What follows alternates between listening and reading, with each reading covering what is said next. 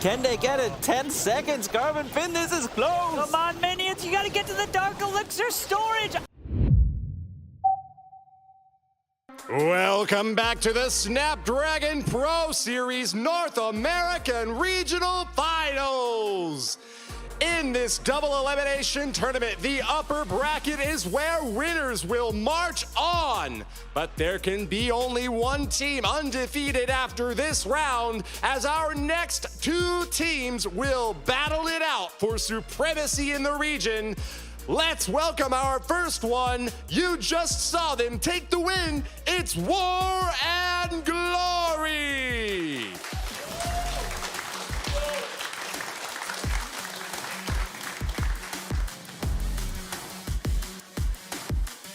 Emerging victorious over an Empire Gaming squad that had bested them in the round robin, War and Glory continues as our third seed in today's event.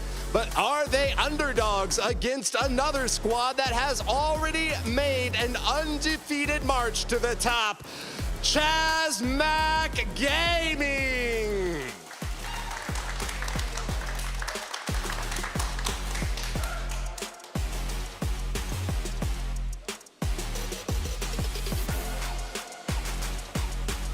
They are on top and looking for that CMG takeover all the way to the Golden Ticket Finals. But they are not undefeatable with a loss in the CoC Cup with elimination by Empire Gaming. Now that War and Glory has defeated Empire Gaming, will CMG be next, or can they march ahead victorious? We will find out in our upper bracket finals now. Take it away, casters. CMG Gaming taking on War and Glory, and we're straight away in, and we've got the anti-2-star coming in here. No way, Garvin Finn. We've been talking about this the entire previous war.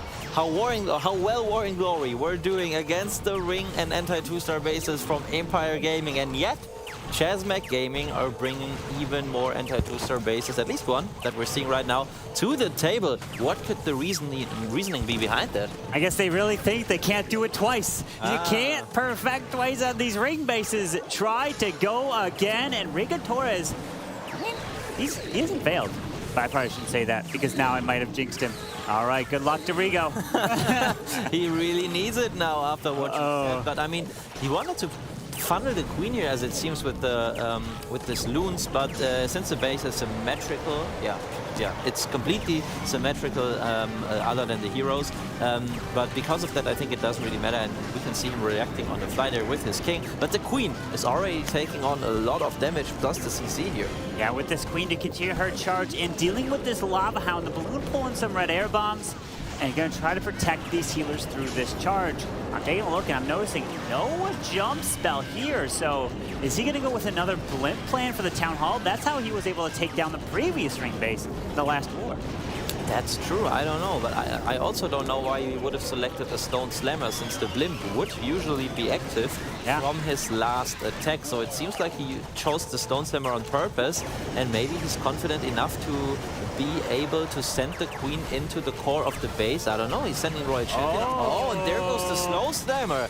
As we said, and its purpose is to take out this multi-inferno and therefore create a pathing for the queen into the core. Because this queen will take a lot of time, because we have the clan castle there. So if the queen gets stalled up on the CC, which now the multi-target inferno is going down, he's using the design of this base to his advantage to force the funnel, get the queen to go back to the town hall. Look at this! Queen, queen, queen. Wait, is she going to go into the town hall as a ward ability goes off? And that was an early queen ability as well, and she's just ignoring the town hall, I don't even know what to say there. Oh, Froze, no. Is the queen taking it out? But the loons, oh, it's close. Oh, the town hall, we got the tornadoes. Okay, the tornado trap, but the town hall has been secured with the Dragon Rider assistance as the balloons are going around towards the multi on the backside. The queen has been taken out. The warden's got full health here with the owl.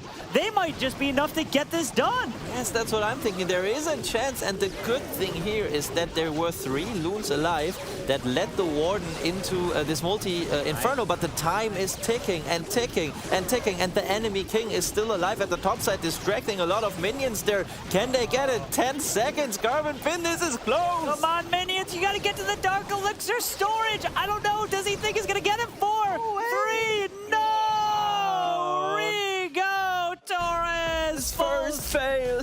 Shortened, I didn't jinx it. That wasn't my fault. No, of course not. Who else? Oh. I mean, it certainly cannot be Rigo Torres' fault. No. He's perfect so far, Carbon. All right. Gotta be you. No, it was you. Sorry. It wasn't me. What did I do? It was you. It's not like anyone's watching, I thought the queen was taken on the town hall there when she was just shooting at a gold storage, but that's it. It's me. I didn't jinx him. Oh, Rigo Torres so close. Unfortunate time fail there. Not able to get the Dark Elixir sword. We have to cut that. That was the reaction that came in from the other side. They were happy that it fell short, but Nick, just like in this previous match, and like what Lex said in their little sit-down interview, he's like, wait. No. I was just about to say we have to be Nick. yes. Oh, we have to be right. careful to not mix things up as both Nicks have so far come in with super witch triples. That's right. That's true.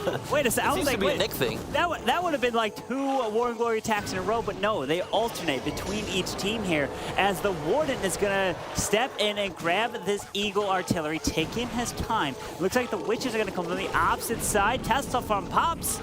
And he should be able to clear the Tesla farm early, which should help a lot for the back end of the base.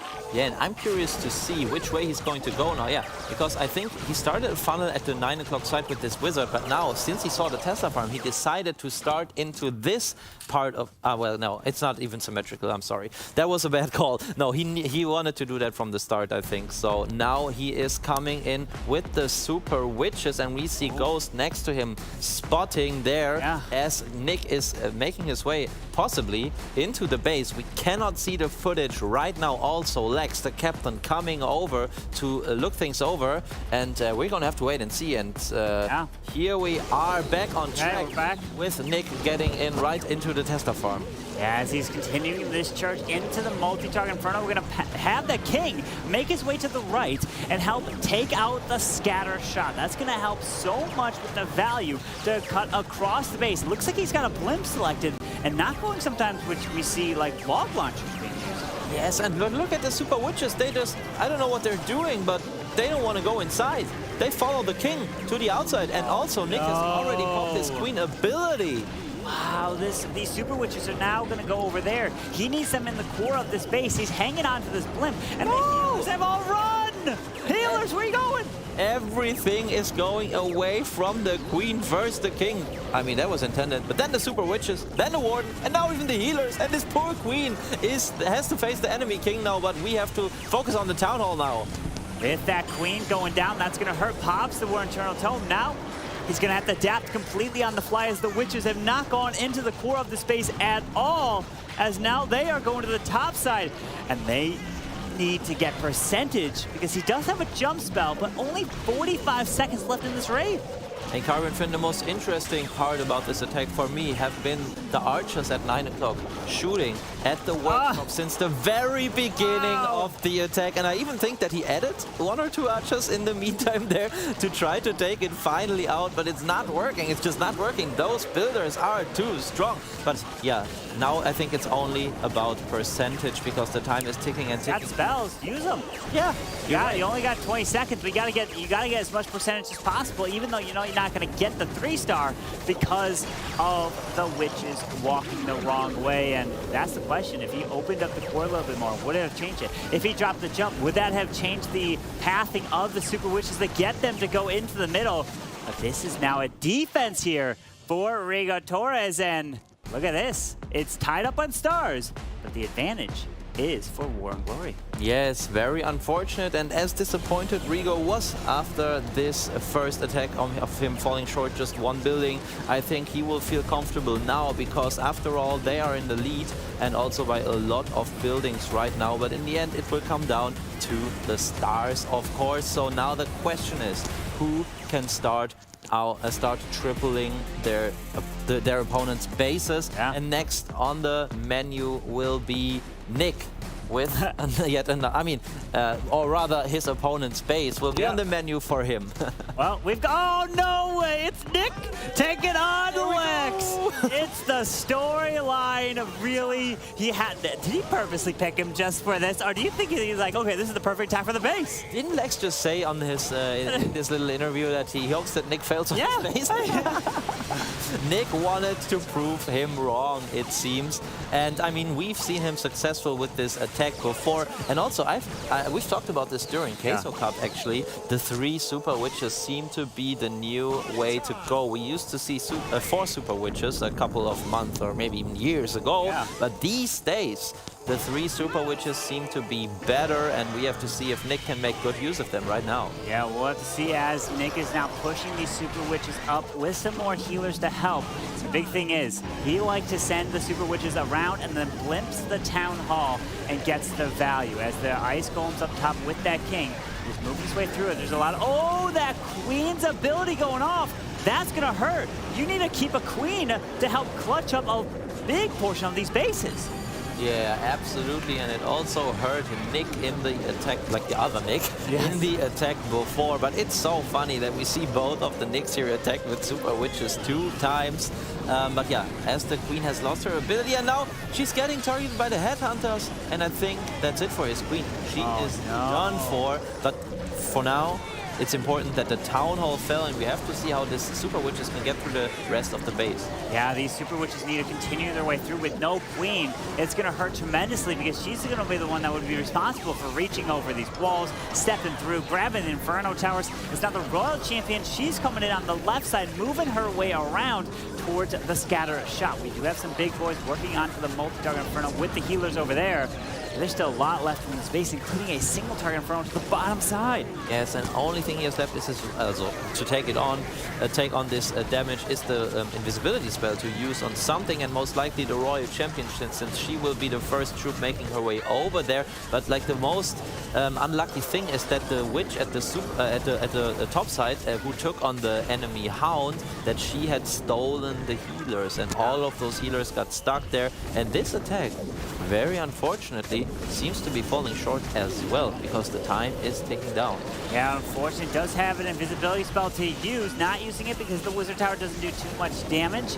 But the RC is making her way to the bottom. She's going down, makes it invisible, but the mortar shot does get off and takes her out. And we now have 2 back-to-back fails for War and Glory. So this has been a storyline for War and Glory. They have come in with perfect wars, and then they have turned around the next war to get maybe 11 to 12 stars. So you can't really know what War and Glory match you're gonna get. Yeah, and like I'm especially surprised because they're still facing the ring bases, and it's, as we talked about before, they must have really practiced on those, so they are in their comfort zone, as it seems, and also they had the momentum, so they should have had the confidence as well. But maybe that's the reason why ChazMac was confident enough to use those ring bases. Maybe they just were expecting the correct entries from War and Glory. Yeah, because ChazMac was saying now, War and Glory, do it again. We dare you. We dare you to try to get another perfect war against ring bases. And it looks like it was the right call from ChazMac to be running them. Yep, absolutely. But I mean, at least War and Glory will have percentage because of this very low Super Witch attack from CMG Nick before. But I mean, if ChazMac triple, the percentage will not matter because then they will be ahead on start. So now they're sending in Paevu. He's the man to get the job done. And this is very interesting. It's a Queen Charge Hydra attack here that I think we've seen 1 or 2 yesterday, but it's a rather rarely used strategy. Yeah, it's not used all too often, but Paevu, he fell short in his first attack. Remember? And that's where we were like, wait a second, hold on. Would he even be able to get the Town Hall? He could have 1-starred, but he was able to recover. Took it easy, and he was able to get a higher percentage to help Chazmak. But it's looking like this queen is making her way to the eagle, grabs all that value. She can reach over the wall and grab the Grand Warden Altar, which sets up a funnel and path for the dragons to come over the scatter shot where the enemy queen is standing. Yes, and I am not sure where he's going to wall break, but maybe he's going to try to wall break into this multi-compartment on the left side. But then at some point he would have to start the wall breaker here. So, but the queen, I think the queen has other plans. Oh, okay, she's going inside at least. We have a Dragon Rider trying to go get the multi, but it's not going to be enough. That Dragon Rider is going to get picked off by the multi-target Inferno as the Queen is dealing with this Lava Hound now as he's got a long way to go to get to the Town Hall. Yes, and we can also see what his plan actually was. He wanted his queen to wrap around and get into this 3 o'clock scatter shot compartment, but now we have to focus on the blimp here and notice these Seeking Air Mines already coming out, but will there be a tornado trap? There is, Carbon. There is indeed, with a Rage Spell under another freeze is forced as we have Yetis that have come out of here. They make their way over to the Clan Castle. Town Hall does indeed go down because he had some sneaky goblins in there. Yes, he actually had everything there. He had the sneaky goblins, even the Royal Champion and the dragons approaching the Town Hall, and this attack is looking good. It seems like to be an overkill, to be honest. It is gonna be a 3-star from Paevu. Turns it around and clutches it up to now take the lead for Chazmak. You know, the pressure is on right here as you're 1 win away from going to the grand finals of the North America region.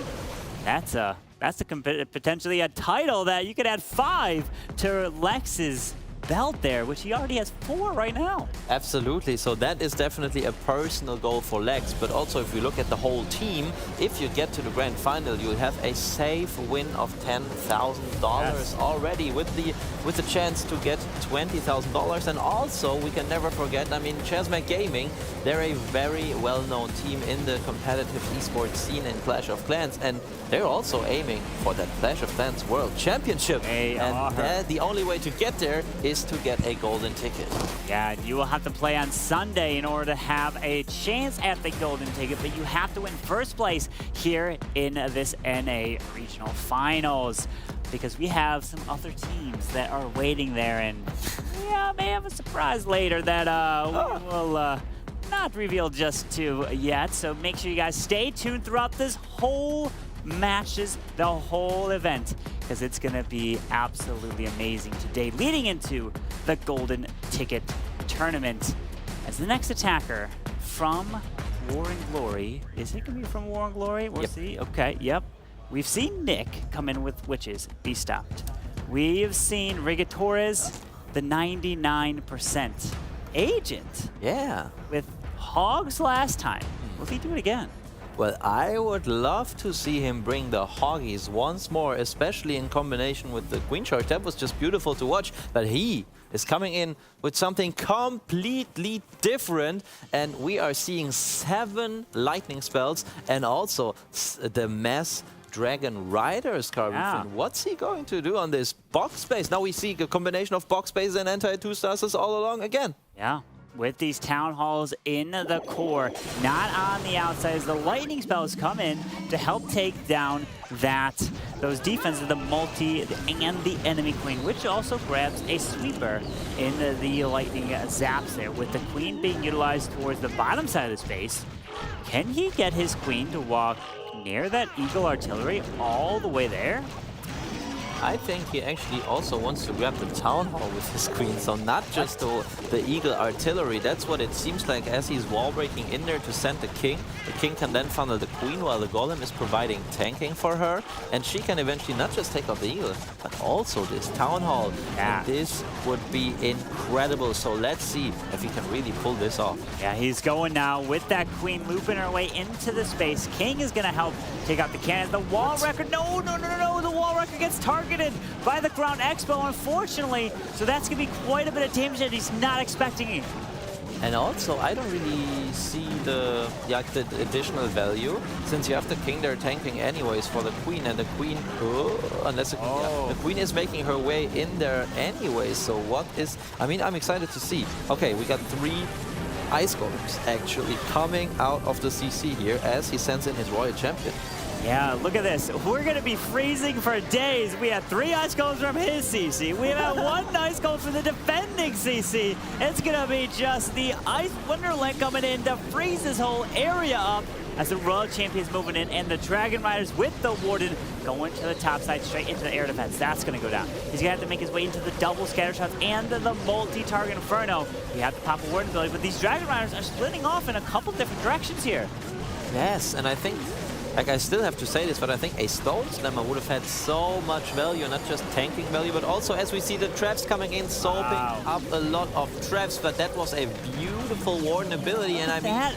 The bat spell. Oh yeah, the backhand bat spell with the balloons to take out this air defense, and this attack is surely and certainly looking really good. And I mean, maybe it was the purpose of the Warwrecker to keep the heroes alive through the entirety of the hit, and that's exactly what Agent has done. And this space is history, Garvin. This was a great attack here, and you notice he used the bat spells to help distract the air defense, and the bat spells worked way better than a freeze would because it lasts way longer in terms of providing the distraction. When a freeze, you would have just stopped the defenses for a little bit, and then they would have started to hit you again. So beautiful call to use the bats there on the backside. Yes, you're exactly right. And we've actually seen that recently when pro players want to use a blimp for the Town Hall. They sometimes send in a bat spell plus a couple balloons to the air defense that's usually around the Town Hall. And what that does is, I mean, it can serve 2 purposes. You can either send a blimp more easily because the loons will get into there, but also if you don't take it out with a blimp, the Town Hall, you can later on send a Ice Hound or a Lava Hound across the Town Hall to look for possible traps, because as we have regularly seen it, the players like to put the tornado traps right behind the Town Hall. Yeah, that is a very common place for tornadoes. And a lot of times, when you see balloons, Lalos go over the Town Hall, you're always like, on the edge of your seat, is there a Town Hall waiting? And if there's not, you're like, wait, what? Where is the tornado trap? Because that's like the most typical place that the builders put it. Yes, that's absolutely right. But we've also seen some outside blimp traps, so I'm excited to see... I'm even more excited to see this attack right now, because we are finally seeing a Queen Charge hybrid attack. I've talked about it yesterday in the European Championship already, that we have not seen many of those this attack strategy, but now Chessmac is sending in Ghost to bring back the Queen Charge hybrid, but unfortunately, these healers get targeted early on. We have to wait and see how he can make his way into the Town Hall. And we've talked about the Tornado. And the Tornado usually has been behind the Town Hall, but you can also put it outside of the Town Hall to maybe pull the Queen into the Town Hall poison. So let's see what War and Glory have done in the base building with this base. And that's where you have to be careful with the single target Inferno. Look at that! Yeah, you're right. You called it right on the dot. The Tornado Trap, which can help spin this Queen around into the poison, but looks like she's safe so far. Just needs to keep the freezing that single as the hybrid is now moving in straight to the scatter shot. Yes, the Queen is actually right on the edge of that poison, but she's in the range of the single Inferno, and I think it actually worked almost perfectly, at least really, really well, because also a skeleton trap was triggered, and the Queen had to take out all these skellies while the single Inferno was on her. And in a Queen Charge hybrid, you usually don't have enough spells to let that Queen survive through the single Inferno, so I think that his Queen ability might be forced here, but we have to wait and see how it goes. That was so close with the invisibility spell there. Able to keep that Queen up and her ability intact as the hybrid is moving to the middle with a Warden Eternal Tome going off as we have the RC trying to take out this scatter shot. She does, as his Queen is continuing her way to the top side. Yes, and he actually has brought a wall breaker. Look at that. He's going to wall break into this multi-inferno compartment at the back, and there it goes. Very good job by Ghost, and yeah, he kept his Queen alive and did that really, really well. And it seems, even though this attack has been baited and predicted by War and Glory, it seems that Ghost's attack here is just too good to be falling short, but we still have to worry about this centered multi-inferno card. Yeah, that center multi is going to be a problem as he wants to make his way around, but that Queen ability is clutch. Able to get that Queen to be topped back off and healed up to full health as he is moving his way around with just under a minute left. Ghost having to make his way through this and keeping it up here for CMG Gaming. What an attack under all this pressure. Yes, we've seen the thumbs up early on because he knew just this this single multi-inferno, as I'm going to call it, just this multi-inferno could not do enough damage to take down the remaining troops that he had, especially with the full life queen and his warden. So he actually already knew that he would get the triple. So very good job here from Ghost. He got it done. And this means that CMG are now in the lead because they have 1 star, 1 triple more. Wow, that is huge right here in this match. And that's going to play a role all the way to the end. So let's stay tuned to see what's going to happen, because you win this match, you're going to the grand finals, waiting to see what happens in the lower bracket, where all the teams have to fight their way through, and only one of the teams from North America will make it to the Golden Ticket Tournament on Sunday. Yes, exactly. And I mean, it's just not the disadvantage of having to play and win yet another match when you get sent to the lower bracket, but also you're going to have to burn more of your bases. And these, you know, the base builders can only prepare so many bases, so at some point they just might have to reuse once they get put down to the lower bracket. So that's going to be interesting to keep an eye on later on in this event. But let's see what Garretticus is now doing. He's coming in with another Super Bowler smash, Carpet. Yeah, Super Bowlers coming in here with some witches, which tend to be used on the outside of bases to help with funneling. They grab defenses over the wall and all the other buildings on the outside, so that his Super Bowlers can path their way into the core. But this is taking some time here with this wooden walk, as Super Bowlers are definitely quicker than Super Witches. Can invest a little bit more of time on your wooden walk. Yes, they are much quicker, but he just went for a short warden walk there. Didn't even go for this slammer, for the scatter shot, more towards the core of the base. In fact, he started early with the funneling at the top side, with the king, with the witches, with the siege barracks. But what's happening? No, the Super Bowlers, they were going up. They need to come back. Come on, Super Bowlers, come back to the core where they're going. They're getting picked off. I don't even know if there's only one alive. That's true, and what are the healers even healing? Oh no, I think that's the warden now that they're picking, because he has no more Super Bowlers to go into the core. This is not looking great, and he has to try to invest his spells now into the Town Hall takedown. There's the Royal Champion, he has already deployed it. Yeah, that Town Hall is getting locked onto by that Queen and Warden, as the Queen looks like she's stepping directly into the Town Hall poison. That's going to be devastating. We still have the Eagle Artillery still up with some Infernos and the Grand Warden back there. Oh! Look at the right side there. He tried to invest so much into getting this scatter shot and Royal Champion with his own Royal Champion. Even the heal spell, but then his free spell was just too late. And this attack is going to be a very, very low percentage here, Carbon. Yeah, it's going to be very low, and that means that CMG is going to have an even larger lead if they come in with a 3-star of their own on their next attack. As not too many attacks left in this match here, as if you're not putting up close to 13, 14 stars, you're going to have a hard time winning the matches. Absolutely, and this might just have been the lowest attack we've seen so far today. But I mean, what can you expect if your Super Bowlers die before even making their way into the base? And I gotta be honest with you, I'm not even sure what happened there. Like, why did the Super Bowlers go so far to the outside? Was it probably the Queen getting stuck on the Hound, so the buildings were already taken out, and then only the buildings behind the wall, more towards the upside of this, the 12 o'clock side of the space, lured the Super Bowlers? Yeah, it definitely could have been that made the very awkwardness of the walls, right? Like you said, the Super Bowlers just didn't want to walk in. We were looking at Ghost attack from there, as Garretticus that came in just before for War and Glory fell short. But now we have Max. He is up, and he loves to bring in the Skelly Donuts. He loves to use skeletons, bats, rages to take out clan castles and other defenses, including like a Inferno Tower or an Expo as well.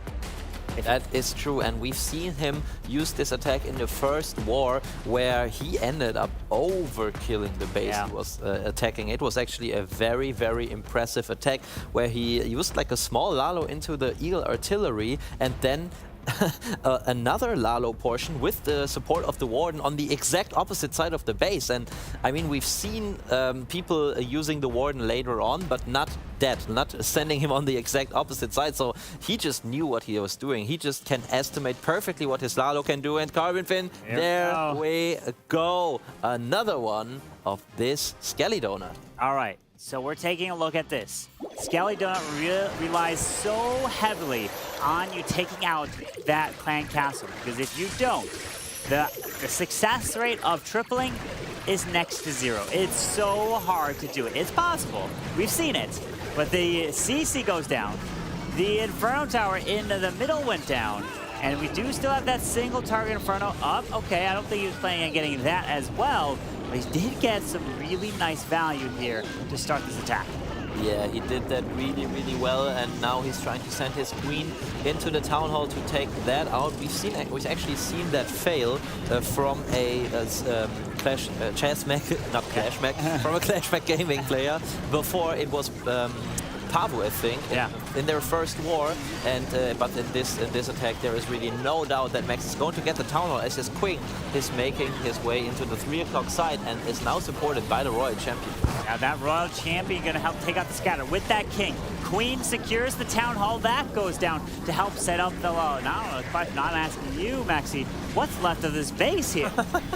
Yeah, you're absolutely right. I mean, I definitely can see a queen that is still up, but now, okay, she's targeted by the single target Inferno. But yeah, there's just a straight line of defenses really from 12 towards the 9 o'clock side of the base. But I think that we are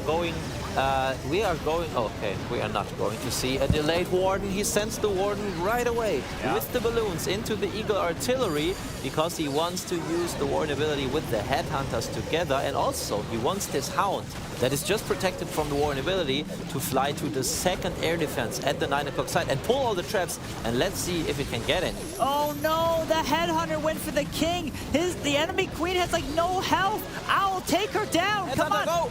Wait, whoa. Hold on. Did I just switch? Oh, yeah, because the king walked in the invisibility spell that they tried to use for the Headhunter. What? Agent's king is messing him up. Oh, what an unlucky king pathing there for Agent, because the queen could have kept hitting all these balloons. Yeah, well, that was definitely clutch, and he's pumping his fists and celebrating, and it seems like he's done it again. Yes. The Skelly Donut specialist from Mac Gaming. GG's to Max. The time is still ticking, but I think he knows he's got it in the bag with cleanup all around the base and so many balloons still up and pumping his fists again there. Well done. Gonna get it here as he still has the minions at the bottom side to help clean up that value. Does find a tornado trap, but this is an answer from Max of Mac Gaming. Brilliant attack here, and wow, well, you know, we might just have to see an instant replay of that invisibility spell. The king walking into that, because, you know, that was perfect for Max to help. Yes, otherwise it would have come down to the Owl taking on the Queen, and we know, you know, if the Queen decides to take on the Owl herself, we know how that ends. So then the Queen could have done some more damage to Max's low troops here, but now things are beginning to look very, very good for Mac, as they have a 2-star lead right now.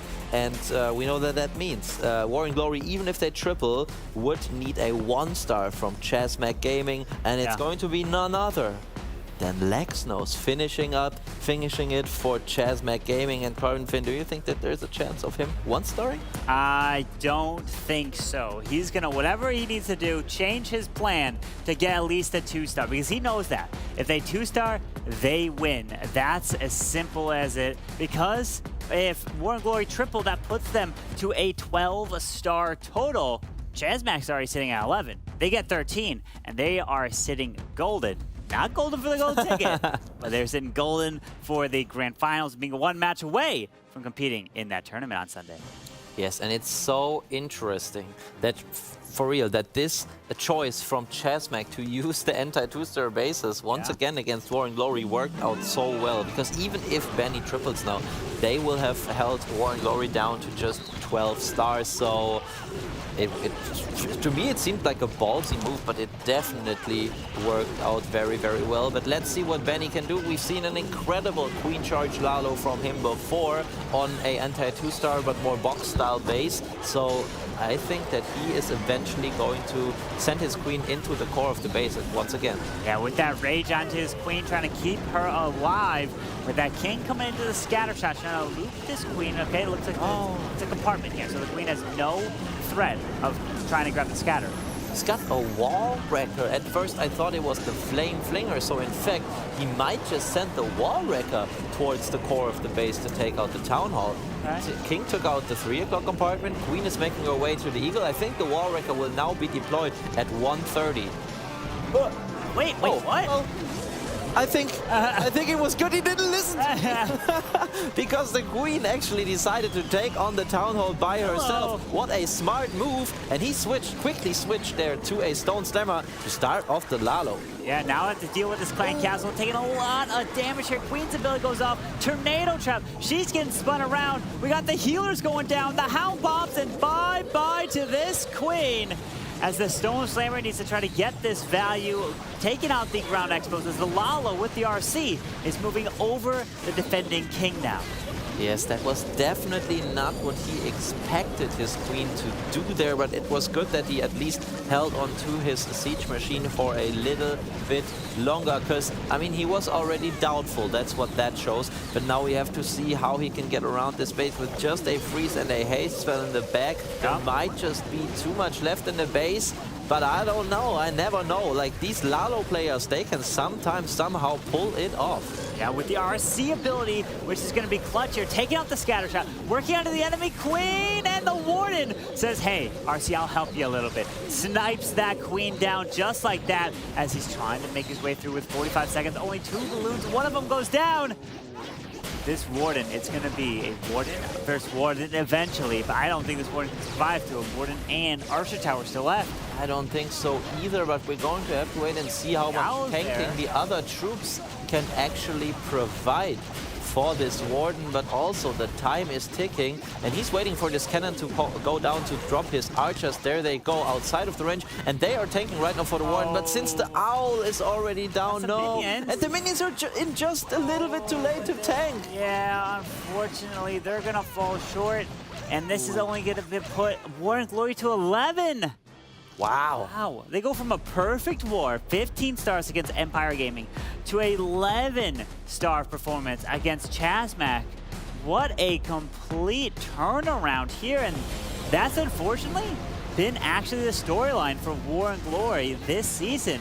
They've done very well, like crazy good, and then even in the very next match, it can be completely the opposite. Yeah, we could even see Rigo laughing there. I don't know if it was disbelief or I don't know. But they are now put down to the lower bracket final if Lex is going to be able to put on just one star here. That's all he needs, so we're not really in doubt of that happening, to be honest. At this level, he's just too good for that. But still, 11 stars, it's barely unbelievable. But if their streak goes on, I think their lower bracket opponent has to be scared, because if the next war will be a perfect again, they're going to get to the finals. Yeah, and that's the thing. You make it to this point, you will be one win away from making it back to the finals. That's how you can make it there. Is, hey, Strut from yesterday, they made it from the lower bracket and won it, so it's not over until the queen! Lex, your queen is walking the wrong way. Hang on, he can adapt. Lex can change it up, but the problem is the town hall is on the opposite side, so now Lex was probably planning for his queen to walk left. Now he's got to flip the plan and go with the queen going to the right. Yeah, I think that's exactly what he needs to do now. So let's see how he can adjust here on the fly.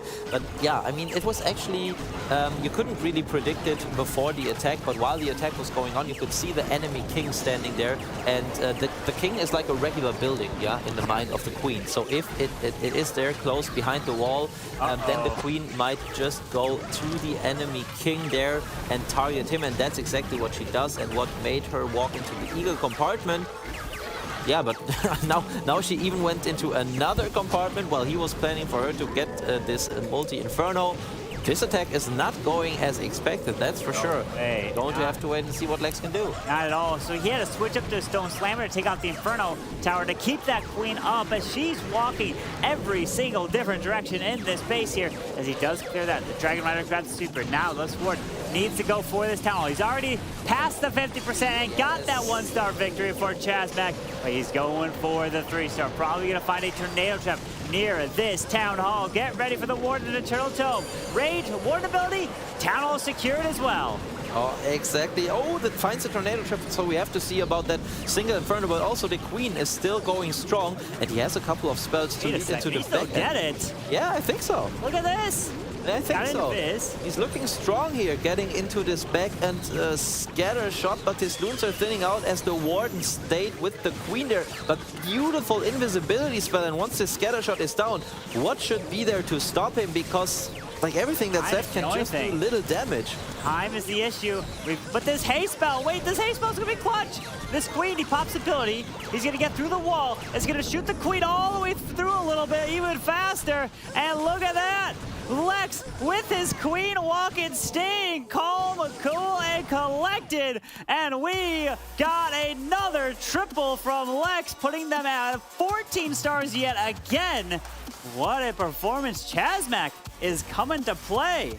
Wow, I can't believe he still got this done after his queen went the complete wrong way at the start, and then he did another plan, like adjusting on the fly, and yet again, she went another way and he adjusted once more with this slammer, taking out the multi-inferno, and the queen really being decisive here in the end, because she actually took out the back-end defenses here. Wow, an incredible match. Eric, what did you think about this one? That was insane. CMG continues their offensive domination, but they knew the weakness of War and Glory. They knew that they struggled against this anti-2-star base in the past, and CMG brings some of the best anti-2-star bases in the business here. So they definitely were prepared for that fight. Thanks very much, Eric. And yes, indeed, War and Glory did burn bright in their first match with a 15-star perfect war. But did they burn out too soon? CMG Gaming was here and ready to put the smack down on them. And I've got two members of this squad victorious and ready for the grand finals now. They are back again, Lexnos and Nick. Thanks for joining us. Lexnos, let me go to you first. The battle history between you and Nick is something that has kept the attention of the Clash of Clans community for a long time, with another victory now, but the possibility of facing them again in a rematch if they win in the lower bracket. Are you hoping for that rematch, or do you think that you sent them packing once and for all? I'm definitely hoping for that rematch. I love my buddy Nick and all the guys at War and Glory, and I mean, huge shout out to the other teams as well, but I would love to see Nick make it all the way to second place as well. And Nick, the other Nick. We know that you guys have done very well with high star performances across the board, and now 14 and 14 stars back to back.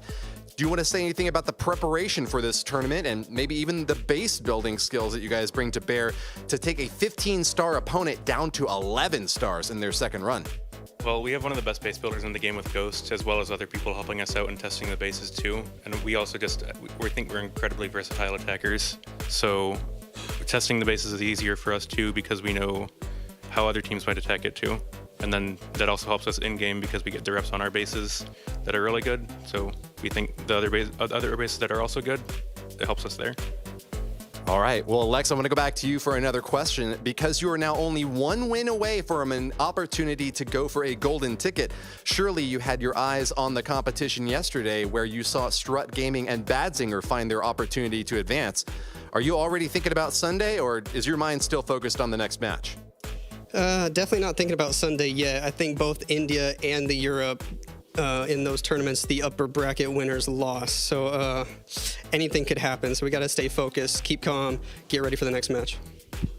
Very well said. And Nick, going back to you one more time before we close this out, is there anyone else that you wanted to share a shout out to, or maybe anything that you've done special for this preparation to get your team to this phase? Well, shout out to all the teams that we were scrimming. They helped us get more reps in and test our bases. Shout out to my family. I know they're watching, and shout out to my coworkers as well. They're also watching. Excellent to have that support as always. We want one more. Shout out to our manager Drew as well. Thanks to Drew. All right, that's going to do it for this quick interview. We'll have another war coming back to you from the lower bracket this time, where double elimination means that the stakes are higher than ever for the teams on the bottom. Which one of them will have the right to face off against ChazMac Gaming? We'll find out very soon.